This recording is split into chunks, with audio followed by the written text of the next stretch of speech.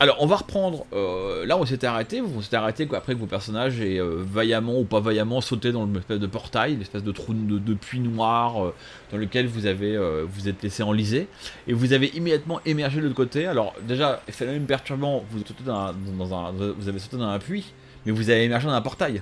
Donc, vous êtes passé de je saute et le bas il va à mes pieds sortent à 80 degrés du sol. Donc c'était un premier phénomène perturbant, mais au-delà de ça, surtout, vous êtes arrivé directement au fond de l'eau, donc vous avez dû, enfin pas vous débattre, mais nager promptement pour arriver à la surface. Vous êtes tous arrivés à la surface à la fin de la dernière séance, hein, vous avez émergé in extremis, et donc vous reprenez votre souffle et vous reprenez un peu d'air alors que vous émergez, et vous réalisez que vous émergez pas du tout perdu au milieu de la mer ou autre chose, vous émergez près de la berge ou près du bord du lac, qui doit être le lac de Altalit dont on vous a parlé. Et vous êtes entouré de petites maisons lacustres, enfin vous êtes dans un petit village lacustre, et vous êtes entouré de petites maisons sur pilotis. Alors ces maisons sur pilotis sont un croisement entre des maisons sur pilotis comme on les imagine, et puis ce qu'on appelle normalement un houseboat, un bateau maison. C'est-à-dire qu'en fait c'est vraiment une sorte de... imaginez une série de rondins qui forment une planche sur laquelle on a posé une maison qui est un peu monopièce, et au milieu du truc, il y a un pilier en bois qui traverse la maison de part en part, donc de haut en bas, et qui en fait retient la maison sur le lac. Ce qui fait qu'en fait la maison bouge un peu parce qu'elle a un trou au milieu et elle peut bouger sur son axe, mais elle est retenue par ce grand pilier. Et donc comme ça, quand vous émergez, vous avez 1, 2, 3, 4 maisons comme ça autour de vous, un peu autour de vous. Alors les maisons en question sont plus courtes que leur support, donc leur support fait un peu ponton. Et quasiment sur chaque maison, vous avez des créatures assez étranges qui vous regardent de manière complètement blasée.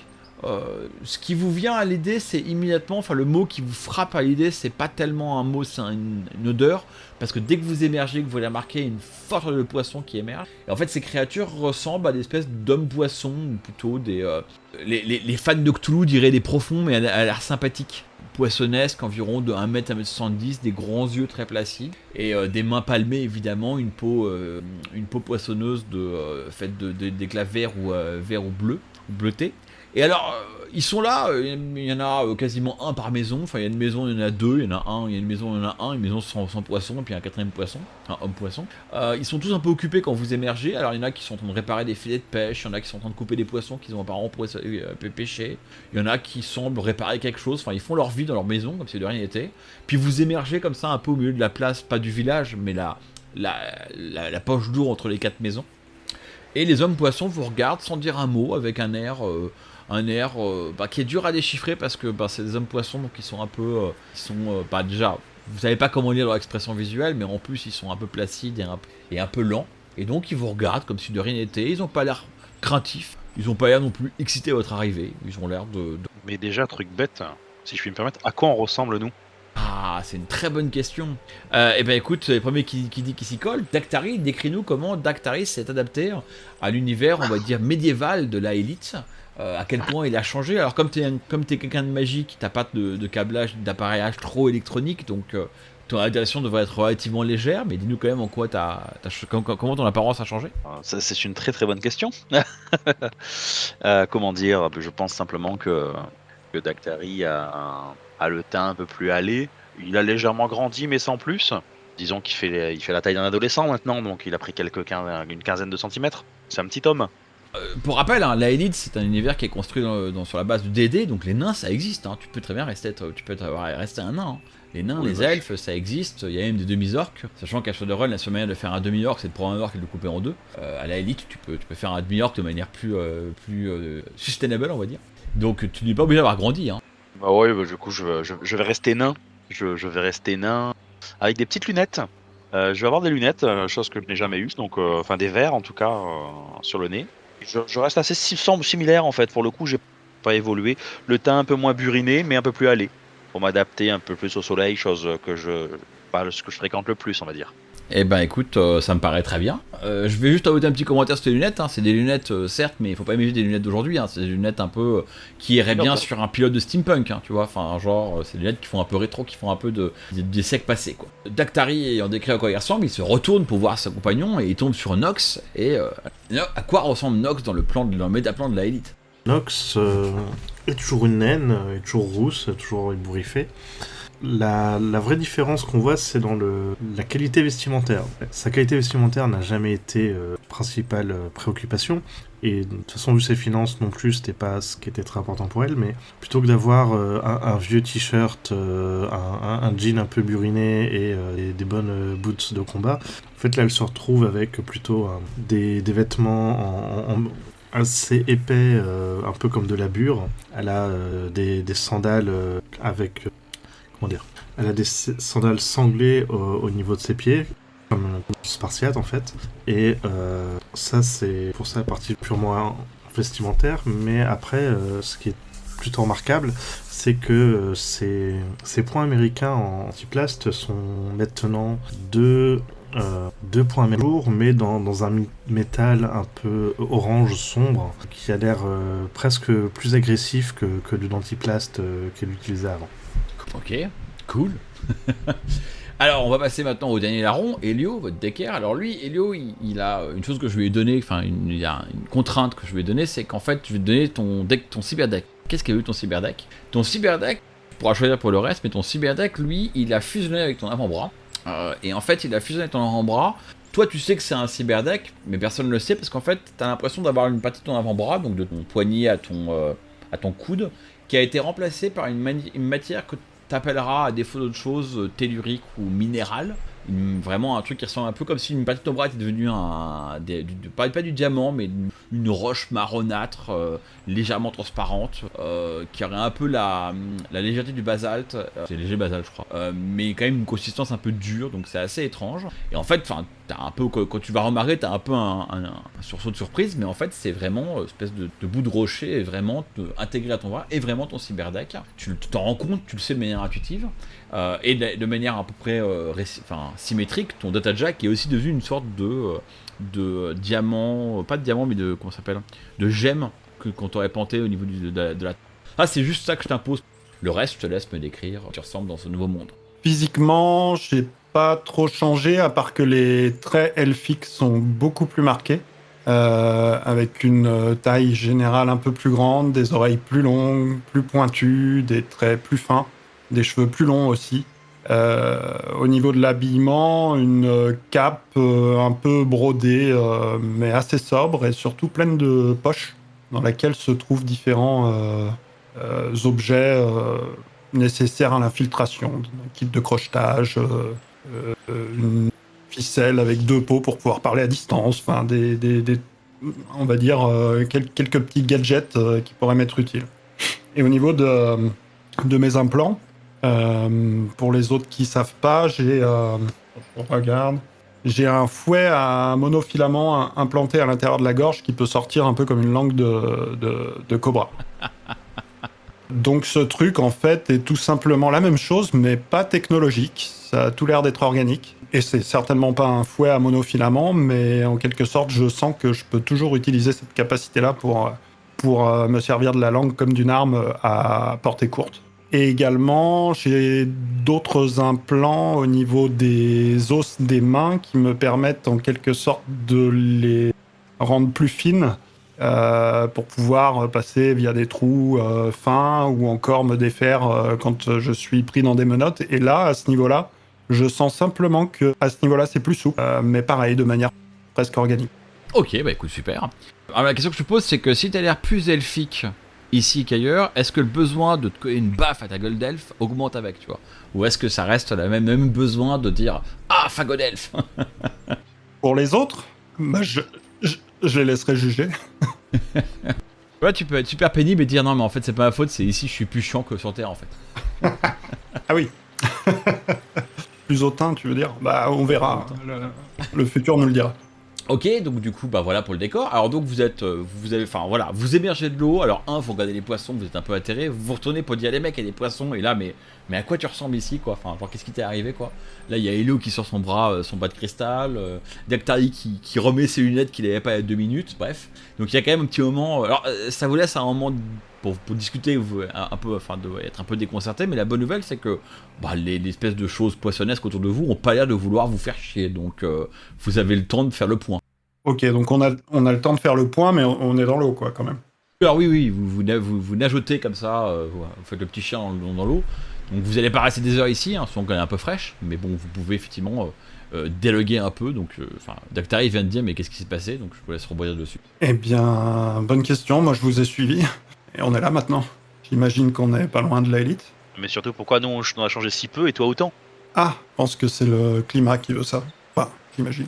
Mais ceci dit, la situation exige peut-être qu'on se pose des questions sur ce qui nous entoure plutôt que sur nous-mêmes. Notamment sur ces personnages étranges qui n'ont pas l'air hostiles. Et là-haut, où est-ce qu'on trouve le chantier de la reconquête? Alors, l'un des hommes poissons ou des créatures poissons se tourne vers toi, te regarde avec ses grands yeux clignotants. Pendant une fraction de seconde, tu te dis, il va jamais. Enfin, en fait, il parle pas ma langue, il va pas répondre. Puis il finit par ouvrir la bouche et d'une manière assez coassante. Je vais pas essayer de le faire, mais pensez tous à l'émir Akbar dans Star Wars, avec une voix un peu comme ça, pleine de liquide. Il commence à parler. Il dit, vous n'êtes pas au chantier de la reconquête, c'est ça ce que vous avez dit? Vous êtes dans votre village. Alors là, il s'arrête là-dessus comme si sa phrase devait répondre à ta question, mais heureusement pour toi, l'un de ses compagnons réalise, ou semble plus vif que lui, dit rien en fait, mais il pointe sa main palmée en direction d'un point derrière vous. Et en vous retenant, vous réalisez que plus loin, en suivant la berge vers le sud, vous avez une énorme cité une énorme cité médiévale qui est posée sur la berge du lac. Alors je vais vous mettre sur le board qui montre un peu une image. Alors malheureusement l'image n'est pas l'angle de vue que vous avez vous, parce que vous êtes plutôt l'image part du point de vue d'un homme quelqu'un qui serait en haut de la ville et qui la regarderait en haut de la ville en bas. Vous êtes plutôt dans le dessin, vous êtes plutôt par là en fait. Donc vous avez cette énorme cité complètement en escalier. Alors le défaut du dessin, c'est qu'il a été construit pour un écran, ce qui fait qu'il aplanit les choses. Mais il faut vraiment imaginer que c'est très pentu. Il y a vraiment facilement 400, 500, 600 mètres entre le niveau du sol et l'espèce de gros palais qui est en haut de la ville. Donc c'est vraiment très pentu. C'est une ville tout en escalier, on va dire. En tout cas, c'est ce que vous remarquez à distance.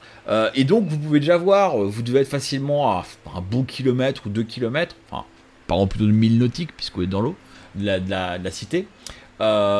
Et en fait, vous la voyez quand même bien, et vraiment vous voyez qu'elle a l'air d'avoir un port devant avec pas mal de voiles et pas mal de choses qui bougent. Enfin, il y a un port très actif. C'est une très grande cité qui, à cette distance, va pas vous rappeler grand chose, si ce n'est qu'elle évoquerait, pour les personnages d'entre vous qui ont le plus voyagé autour de la mer Méditerranée, elle a un côté méditerranéen, quoi. C'est-à-dire que vous avez les maisons ont des comment ça s'appelle, des murs en chaux blanche. Il y a un petit côté, on sent bien que ça rappelle un peu une ville qui s'est construite autour de l'eau avec tout ce que ça implique. Et la bonne nouvelle, c'est que vous dans la flotte, vous commencez un peu à vous l'épeler parce qu'elle n'est pas très bonne. Par contre, à l'extérieur, il fait quand même assez doux. C'est donc, excusez-moi, homme poisson, il s'agit de la cité de l'élite. Nous appelons Utruse, pas poisson. Bien sûr. Il a pas l'air d'avoir apprécié la blague et il fait la cité là-bas et la cité de l'élite. Très bien. Et est-ce que vous auriez un moyen d'y accéder? Une barque, par exemple? Moi, pas avoir de barque, mais Kabar, là-bas. Et là, il pointe avec sa main palmée dans le petit village lagustre. Donc, derrière les 4 maisons que vous avez vues, il y a d'autres maisonnettes. En fait, ce qui manque à ce village, ça serait d'avoir un bateau église. Et du coup, l'image serait complète. Mais il n'y a pas de bateau église. Il y a juste des maisonnettes. Et puis, en fait, plus loin, entre quelques maisonnettes, il y a effectivement une esquif ou une embarcation assez particulière. Ça ressemble beaucoup à 2 pirogues qui auraient été reliées par une plateforme en fait de bois. Une plateforme de bois, imaginez pas des planches hyper bien taillées, mais un truc un peu plus onduleux. Et donc il y a une espèce de catamaran comme ça qui a été fait avec 2 pirogues et un plancher de bois. Il y a 2-3 mâts qui se replient un peu et qui peuvent déployer une grande toile. Alors là, la voile n'est pas déployée, mais quand la voile est déployée, en fait, on ne doit rien voir parce que, elle doit couvrir intégralement l'avant de la plateforme. Et vous pouvez même remarquer à cette distance que sous la plateforme, il y a un énorme filet de poissons qui pendouille, qui est pas là pour faire la pêche, ça servirait à rien. Par contre, en fait, il est rempli de poissons et en fait, les poissons baignent dans la flotte. Ils sont probablement capturés ou morts, ou même ils ont même été un peu vidés, mais en fait, du coup, ils baignent dans la flotte, donc ça les conserve. Et surtout, ça n'encombre pas la partie supérieure de la planche. Voilà, et donc effectivement, vous avez un autre Utrus, puisqu'il s'appelle comme ça, qui est en train de travailler à préparer son bateau. Visiblement, il est en train de hisser une voile qu'il vient d'installer.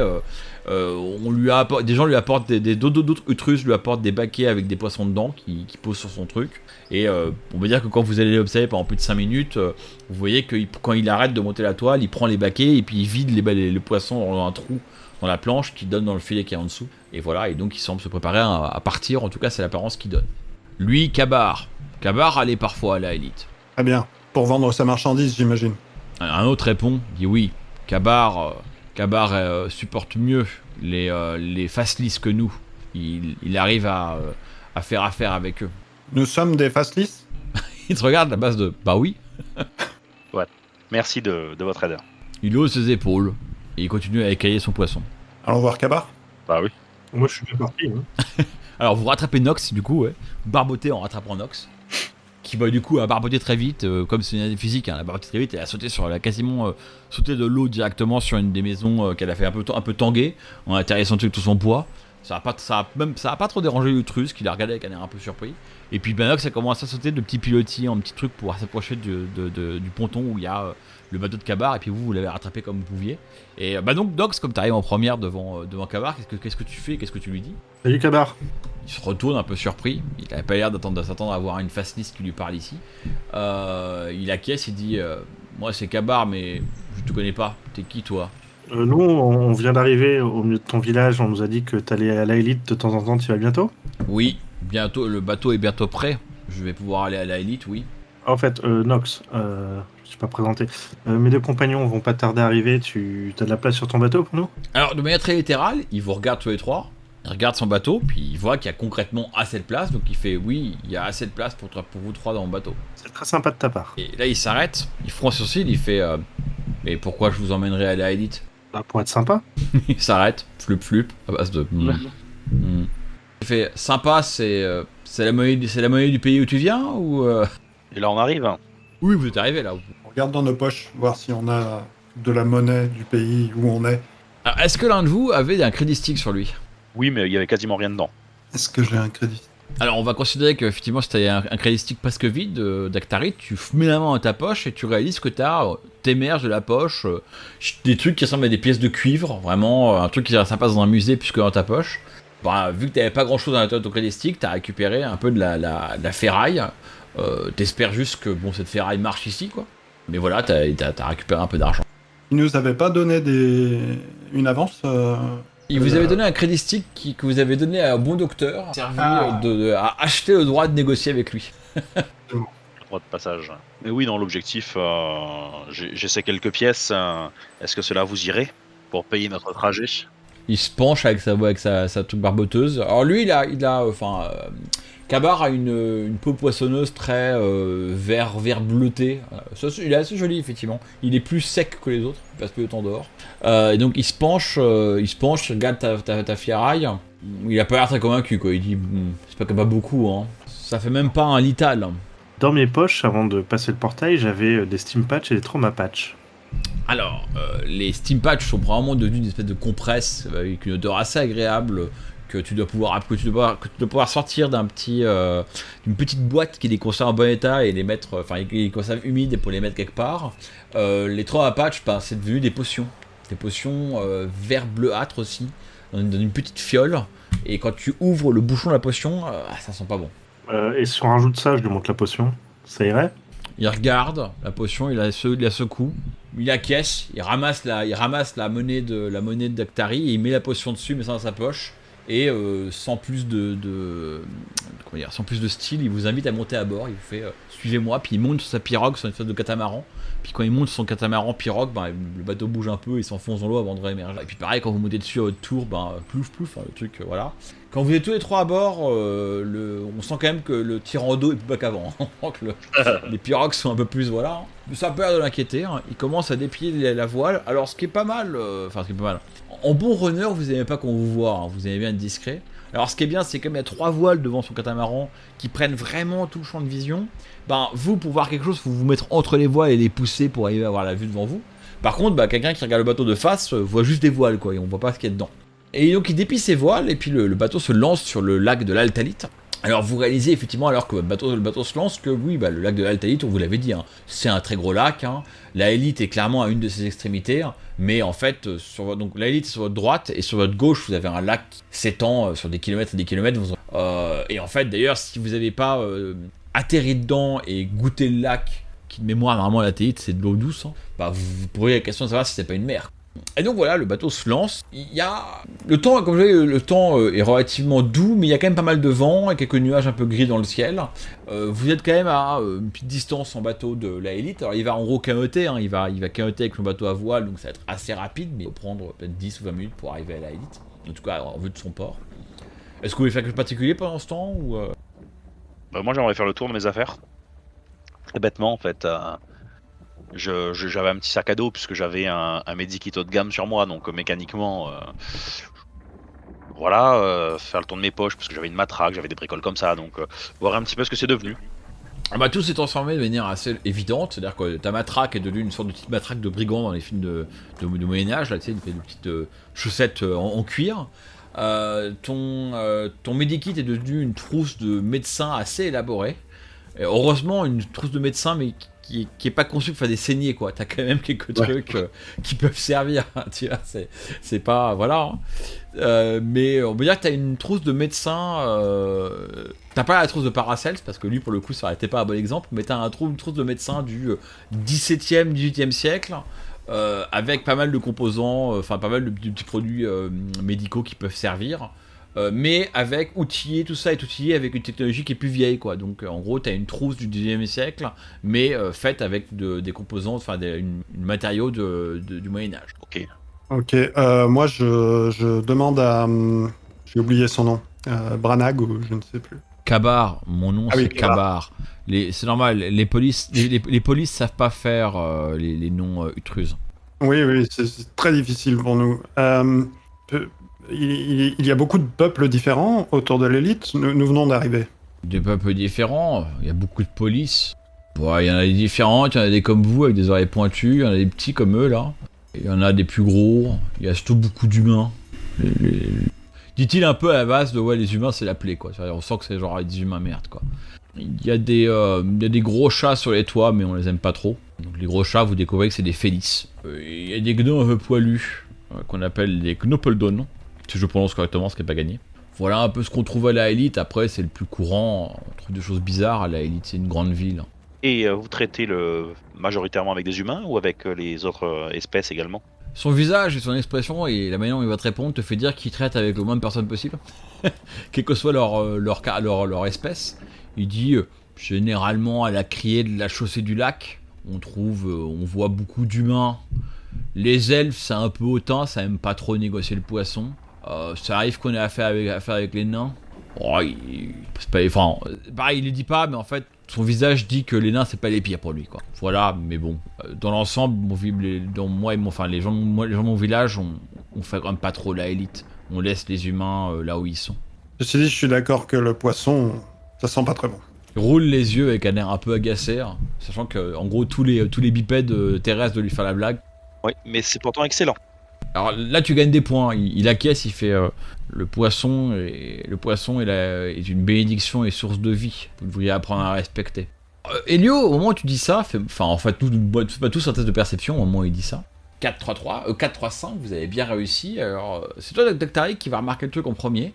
Tu vas te retourner légèrement sur ta gauche pour voir un peu le reste du lac, en fait, et voir les autres collines en face de l'autre rive du lac. T'éloigner un peu de la vue directe de la Élite, et tu remarques qu'il y a une sorte de turbulence dans l'eau sur le lac, à environ peut-être 300 mètres. Il y a comme un tourbillon qui se forme, et en fait tu réalises que tu l'as presque pressenti, parce qu'en fait t'as un peu cet effet de... tu sais, quand un éclair se prépare, ou quand un orage commence, t'as un peu l'effet d'avoir ce qu'on appelait à l'époque l'éther dans l'air, quoi. Ouais. Tu sens un peu l'air qui se raréfie.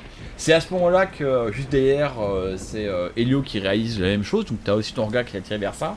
Et au moment où Elio se tourne vers l'espèce de turbulence, qui est largement à 500 ou 600 mètres, hein, elle n'est pas à côté de vous, vous n'avez rien à craindre, même le catamaran n'est pas du tout affecté par l'espèce de poule l'espèce d'attraction que pourrait avoir les turbulences. Mais alors que tu tournes vers la turbulence, subitement, il y a comme des nuages grisâtres qui se réunissent qui sont regroupés au-dessus du lac, défiant le sens du vent, et presque instantanément et issu de nulle part, et c'est le moment où Nox se retourne à son tour, mais il y a un énorme éclair qui s'abat sur cette plaie de turbulence au milieu du lac, et qui zèbre le lac et qui se plante dessus, et qui va donc faire un peu une sorte de flash lumineux avec un gros vombrissement. Et alors, là l'action va se ralentir pour Helio, donc il faut imaginer que pour Dactari et Nox, tout ce que je vais décrire va passer en matière de quelques secondes. Toi, Helio, au moment où ça se passe, tu réalises que en fait, cet éclair est entouré d'un filin d'énergie scintillant, comme qui en fait le tour comme autour d'une hélice. Et là, immédiatement, tu réalises en fait que tu le vois par ton cyberdeck, et qu'en fait, ce filin d'énergie machin, c'est un flux de données, l'équivalent d'un flux de données dans ce monde farfelu. Donc, tu as une fraction de seconde pour faire quelque chose. Tu veux faire quelque chose par rapport à ça, parce que ça apparaît de manière sommaire. Donc voilà, est-ce que tu veux faire quelque chose ? Ouais, j'essaye de voir si j'arrive à lire le contenu ou une partie du contenu, à voir ce flux de données, est-ce qu'il est divisé en sous-parties qui pourraient correspondre à ce que moi je connais comme des fichiers, et si ça se lit. Ouais. Le problème, c'est que tu réalises que ce flux de données est chiffré, enfin l'équivalent chiffré de ce monde étrange, donc tu vas devoir le pirater. Fais donc un test de hacking. Ok. Alors, tu as fait 4 succès et tu es satisfait de ce niveau de succès. Ouais, pour le moment ça me va. Écoute, tu as fait un choix judicieux, j'ai fait donc 2 avec mes 10 dés, donc tu t'en dis très bien. Donc tu réussis à hacker le flux de données, donc en fait effectivement c'est un flux de données, donc c'est un échange entre deux points. Après, à toi de voir si tu veux éventuellement le peu de temps que tu as avant que ce flux de données va disparaître, parce que clairement le phénomène est très rapide. Hein. Au passage, tu te rends compte que le taux de transfert est ahurissant, c'est un taux de transfert que le meilleur des systèmes qu'il y a dans le 6ème monde ne pourrait pas atteindre, en tout cas un système physique. Tu as déjà vu des transferts de serveur à serveur dans la matrice, c'est très rapide parce que, encore une fois, la matrice dans Shadowrun 5 et dans Anarchy, enfin la matrice en 2075 elle est bizarre, mais c'est un autre sujet. Mais là c'est vraiment une vitesse ahurissante, donc tu as vraiment une fraction de seconde pour faire quelque chose. Qu'est-ce que tu fais ? J'essaye de suivre où le flux de données se dirige, s'il y a un point physique quelque part vers lequel il pointe. Alors donc en gros tu cherches à identifier, là tu vas le faire dans le même mouvement en fait, tu essaies d'identifier avec une action, et ça ne m'aura pas de jet de dés, hein, d'où ça vient et où ça va en fait, et tu réalises que le flux de données c'est un transfert de données gigantesque entre quelque chose que tu vas appeler un appareil à défaut d'un meilleur nom, ou plutôt en fait une série d'appareils, voire un pan très élaboré qui serait au niveau de la élite, et un ou des appareils ou un pan, c'est très dur à dire, qui serait au fond de l'eau. C'est extrêmement dur à dire parce que l'eau garde ses propriétés qui filtrent la connexion matricielle, et en fait du coup toi tu regardes à travers l'eau, tu distingues des icônes qui grésillent au fond de l'eau pendant une fraction de seconde, mais t'as pas le temps de savoir si c'est une ou des icônes, ou si t'as un poisson, un dragon de mer sous l'eau qui reçoit le truc, bon voilà. Et en fait là-dessus le fil de données passe devant, et termine le fond de l'eau, la connexion s'achève au moment où l'éclair se finit. Et donc il reste le tourbillon qui était dans l'eau s'énerve un instant avant de s'éteindre à nouveau, puis il y a un peu de fumée qui s'envole au-dessus du lac, c'est assez étrange. Et voilà, je vous laisse commenter maintenant. Ça arrive souvent ce genre de choses là ?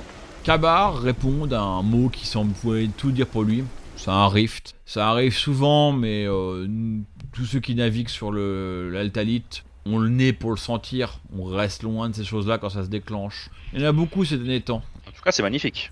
Pareil, tu le surprends, mais à positif. Regarde, il fait c'est très beau en effet. Les gars, étonnamment, ce qui a l'air d'être mon cyberdeck m'a permis d'y voir un peu plus.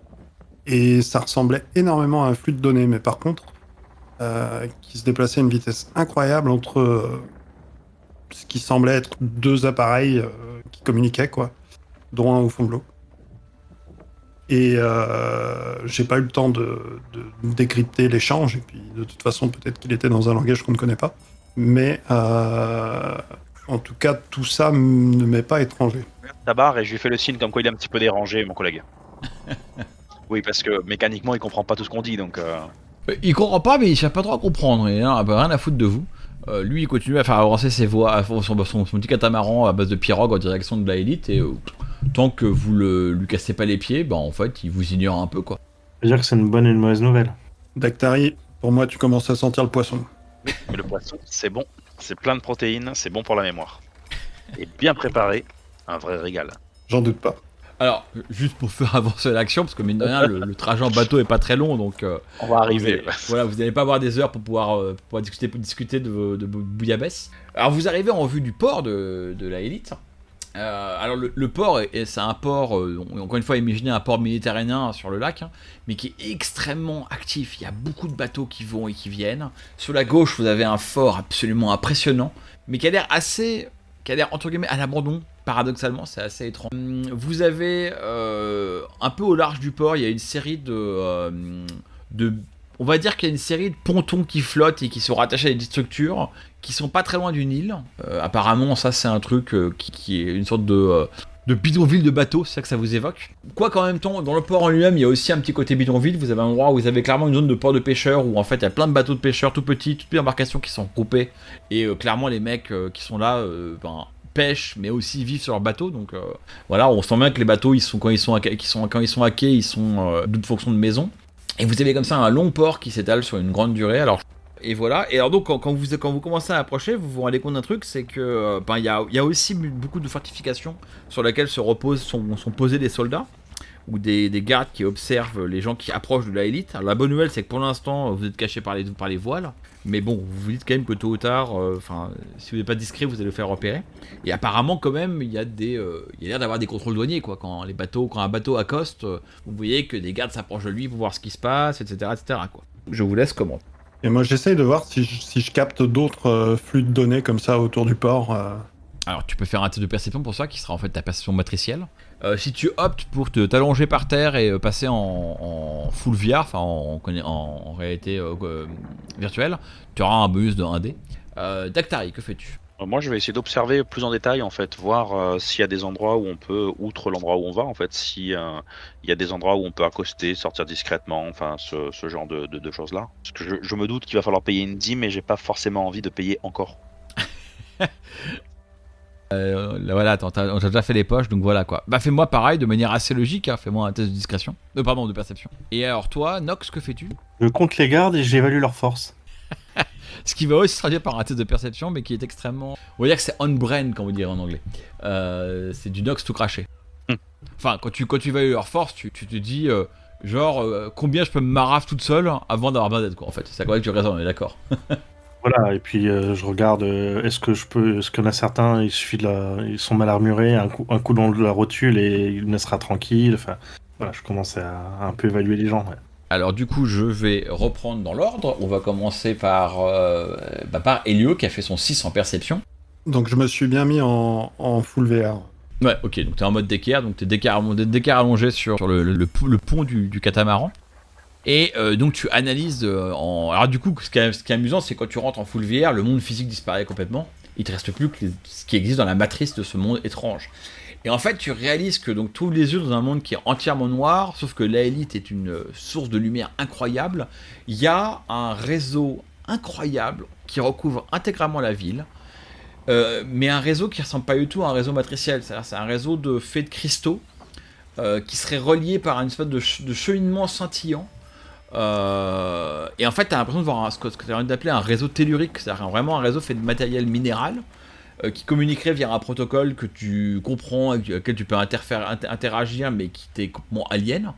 Tu as un peu l'impression d'avoir mis un data tap dans un vaisseau alien, quoi. Tu sais pas pourquoi ça passe de gauche-droite, mais tu vas passer gauche-droite. Et ce réseau semble vraiment s'étaler sur toute la ville. En fait, il dessine presque le relief de la ville. Donc tu vois qu'il se superpose à la ville. Il y a une très grosse densité de cristaux au niveau du haut de la ville, à vue de nez vers là où est le gros palais qui est en haut de la ville. Mais en fait, tu te rends compte que ce réseau, il est dans toute la cité. Et qu'il y a plein d'appareils qui sont quand même... Alors, il n'y a pas de serveur qui les héberge, comme il y en aurait dans le plan physique. C'est des appareils qui sont distincts. Par contre, sans les scanner intensivement, tu réalises que c'est quand même des appareils qui sont assez robustes et que les pirater un à un va pas être facile. Et en plus, il y en a peut-être 20 000 appareils, quoi. Donc, 20 000 choses qui vivent dans la matrice et qui sont vraiment en connexion constante. Il y a toujours un échange de flux de données. Et tu ignores pourquoi et comment, mais voilà, tu as ce maillage autour de la ville. Est-ce que j'ai l'impression que ces appareils, certains sont connectés à des gens, des êtres humains ? Alors ça, je te le donne gratuitement, parce que ton jet de perception va couvrir ça aussi. Non, tu penses pas du tout. Tu penses au contraire que tous ces appareils-là sont autonomes, mais en même temps extrêmement élaborés, font quelque chose, on va dire, en termes shadowrunesque, tu dirais qu'ils font du calcul, computer des choses. Par contre, tu sais pas exactement quoi. Et voilà. Mais par contre, non, tu penses qu'il y a vraiment pas, il y a rien qui te semble indiquer qu'il pourrait y avoir un humain attaché à l'appareil, quoi. Ok. Juste mon intention pour la suite, c'est d'essayer de suivre un filon un peu plus loin dans la ville et de voir sur quoi je tombe, quoi. Alors, est-ce que tu veux pirate? Parce que pareil, les communications entre les appareils, elles sont chiffrées, elles sont cryptées, comme il y aurait entre deux appareils qu'on les espionne. Donc si tu veux vraiment suivre un filon, il faut que tu le pirates pour voir un peu ce qui se passe dedans, quoi. Je veux dire, comme dans la Matrice, on peut se déplacer, c'est-à-dire s'approcher justement d'une source sans forcément la pirater. Vu que tu es en réalité virtuelle, là tu peux approcher ton icône et te rapprocher pour voir les icônes, mais en fait, dans les faits, ça revient à zoomer sur ton écran d'ordinateur, mais en fait, dans les faits, tu as accès aux mêmes informations à distance qu'au contact. Le fait de te projeter vers les cristaux ne va pas te donner d'avantage pour voir ce qui se passe. Ok, donc je vais essayer de hacker ce qui se passe près du port vers les gardes qu'on voit au loin, quoi. Ok, bah tu repères, ouais, donc en fait tu veux dire que tu t'avais regardé où étaient un peu les gars avant de t'endormir. Tu te dis ok, là ça va être une des tours de garde, je vais hacker un truc par là, voir ce que ça donne. Je te laisse faire un test de hacking. Et je passe au suivant qui était donc Dactari. Et j'ai déjà oublié ce que tu voulais faire quoi toi Dactari? Moi, je voulais juste regarder si on pouvait débarquer discrètement, sans payer les fameuses dîmes, donc éventuellement éviter des gardes, ce genre de choses-là. Alors, toi, t'as remarqué plusieurs choses, c'est qu'il y a effectivement, je vais vous montrer un plan du port quand je l'aurai le temps de le scanner, enfin de le mettre en board. Mais grosso modo, t'as remarqué qu'effectivement le port de pêcheurs est là où il y a le plus de gens qui transitent, et qu'effectivement il y a pas mal de gardes qui semblent regarder pas tellement les pêcheurs qui montent et qui descendent, mais qui semblent être là pour vérifier qu'il n'y ait pas des passagers clandestins, quoi. Et il y a vraiment, au niveau des pêcheurs, t'as vraiment une demi-douzaine de gardes. Alors des gardes, encore une fois, en moyenâgeux, les mecs en armure, pas en armure de plate, mais côte de maille avec une hallebarde, une épée au flanc, un casque. Certains ont des arcs ou des arbalètes, mais bon, voilà.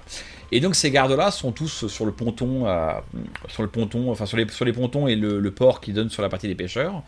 Donc là, il y a quand même pas mal de contrôle. Il y a un port, il y a un port. Il y a ce qu'on appellerait, comment on appelle ça aujourd'hui, là, les petits ports de plaisance où tu as tous les bateaux luxueux, tous les yachts. Une marina. Merci, il y a une marina. Il y a un port en fait qui fait un peu marina, parce qui est un peu enclavé, où il y a que des super beaux bateaux, etc. Bon, là pour le coup, il n'y a pas de contrôle de sécurité parce qu'il n'y a pas de trafic, entre guillemets, il n'y a que des beaux bateaux. Et il y a aussi un gigantesque trirème au nord du bateau, du port. Vraiment un bateau de guerre assez impressionnant. Pareil, lui, il est pas fliqué, enfin, il est gardé par des gardes, mais il n'est pas fliqué. Mais ouais, dans l'ensemble, voilà. Alors, t'imagines que le plus simple. Alors, la bonne nouvelle, c'est qu'il y a une rivière qui débarque dans le port. Donc, tu te dis peut-être que nager, atteindre la rivière sans savoir, c'est une option. Sinon, profiter du fait de ne pas être repéré à cause de la voile. Essayer de passer derrière les gardes quand tu arrives au niveau du port de pêche, c'est aussi une option. Messieurs, vous savez ce qui nous attend? Si vous voulez gérer ça entre vous, mais vu que tu dis messieurs, allez-y. Messieurs, dames.